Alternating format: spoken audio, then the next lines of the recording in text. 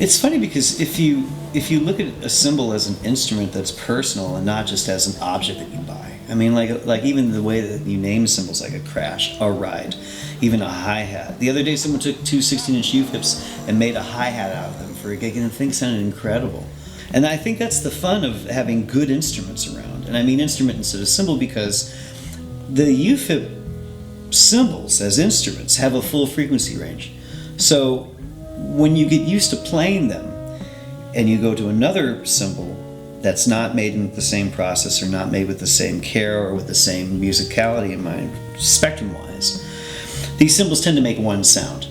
So it might be a sound you're attracted to, it might be a sound you like, but it seems like no matter where I hit these things, with whatever part of the stick, shank, brush, the whole cymbal rings in the same way, and it's very one-dimensional. But what attracted me to UFiP, like when I found my first one in New York many years ago, was that it was sort of like when you hit it, it was a bit of an invitation, like to sound. It wasn't like there's the sound of the cymbal. It was like, okay, here's what's possible, and it was a warm sound. It was a musical, resonant, balanced sound, attractive. And so I immediately was like, okay, what is this? And like an instrument that you want to be personal, you find a way to play it, you find out what the instrument does, how it speaks.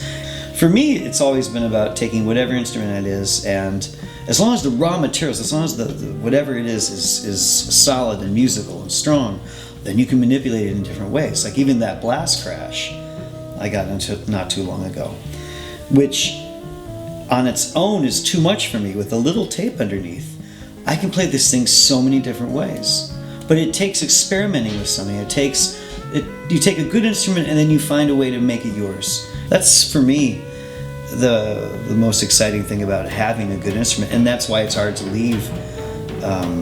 It's hard not to play UFiP. I had to do a gig on a bunch of cymbals from another company across the kit, and yeah, they all sounded okay, but like, man, you can't control these things. You hit them one way, they sound the same. They sound the same no matter where you hit them, and that's just not exciting at this point, because the UFiPs have different colors in them. So it's up to you to learn how to play the instrument. Every stick, every mallet, every brush, every stroke and technique has a different sound on those cymbals. So that's all the excitement for me. I don't think about it that much.